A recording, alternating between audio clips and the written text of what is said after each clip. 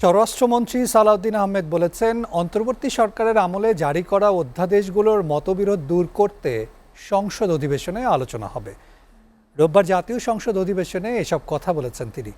আর বিগত ফ্যাসিস্ট আওয়ামী লীগ সরকারের সীমাহীন দুর্নীতি ও অন্তর্বর্তী সরকারের সময় স্বজনপ্রীতির কারণে গ্রাম অঞ্চলে সড়কের তেমন কোনো উন্নয়ন হয়নি বলে সংসদে জানান স্থানীয় সরকার মন্ত্রী মির্জা ফখরুল ইসলাম আলমগীর। তিনি বলেন, কাঁচা রাস্তাগুলো পাকা করার জন্য বর্তমান সরকার উদ্যোগ নিয়েছে।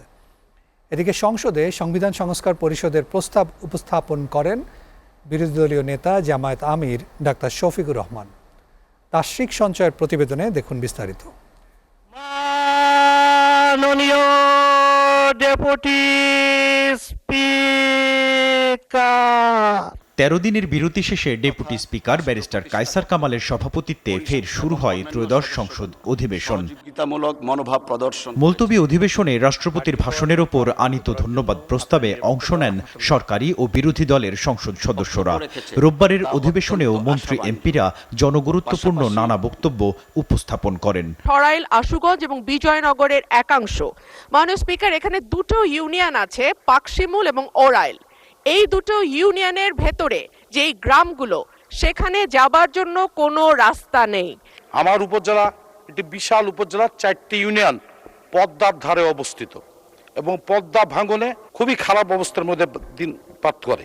আপনার বিশেষ করে বর্তমানে আমার উপজেলায় মরিচা ইউনিয়নে 3টা ওয়ার্ড যদি বাঁধ নির্মাণ না করা হয়, 3টে ওয়ার্ড নদীগর্ভে চলে যাবে এই বছরে।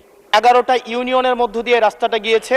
এই রাস্তাটাকে যদি আমরা প্রসারিত করতে পারি, তাহলে ওই ইউনিয়নগুলোতে আমরা শিল্প এবং বিভিন্ন ধরনের আমরা কোল্ড স্টোরেজ, আমরা কর্মসংস্থানের ব্যবস্থা করতে পারবো। ডেপুটি স্পিকারের বক্তব্যের রেশ ধরে ইনসাফের ভিত্তিতে সংসদীয় কার্যক্রম পরিচালনার প্রত্যাশা জানান বিরোধী দলীয় নেতা ডাক্তার শফিকুর রহমান। যদি এই সংসদকে ইনসাফের ভিত্তিতে পরিচালনা করা যায়, তাহলে দেশেও ইনসাফ কায়েম করা সম্ভব হবে। আমাদের পক্ষ থেকে আপনার নেওয়া সঙ্গত সকল পদক্ষেপে আমরা সহযোগিতা করে যাব ইনশাআল্লাহ। আবার আপনি সহযোগিতা চেয়েছেন, মানুষ হিসাবে ভুল যে কেউ করতে পারে। আপনার এই চেয়ারের জায়গা থেকেও যদি এরকম কিছু হয়ে যায়, আমরা যেন আপনাকে শুধরে দিয়ে সহযোগিতা করি। অন্তর্বর্তী সরকার আমলে জারি করা 133টি অধ্যাদেশের মধ্যে সরকারি ও বিরোধী দলের ঐক্যমত্যের বাইরে থাকা অধ্যাদেশ নিয়ে আলোচনার কথা জানান স্বরাষ্ট্রমন্ত্রী। দয়া করে মাননীয় বিরোধী দলীয় নেতা একটা প্রস্তাব উত্থাপন করেছেন আলোচনার জন্য, যেটা মাননীয় স্পিকার বিগত দিনে ওনাকে অনুরোধ করেছিলেন আপনি বিধি মোতাবেক নোটিশ উপস্থাপন দেন, আমরা বিধি মোতাবেক আলোচনার জন্য আপনাকে সময় দেব।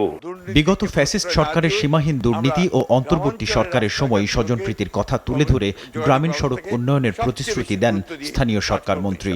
বিগত ফ্যাসিস্ট সরকারের আমলে এই উন্নয়নের নামে, মেগা প্রজেক্ট অথবা উন্নয়নের নামে যে চরম দুর্নীতি করা হয়েছে, সেটার ফলেই আজকে আমরা মাত্র 1 মাস সরকার এসেছি এবং সেটা আমরা উপলব্ধি করছি। অন্তর্বর্তীকালীন সরকার আমলেও যারা দায়িত্ব ছিলেন, তারা নিজ নিজ এলাকায় ফান্ড নিয়ে চলে গেছেন।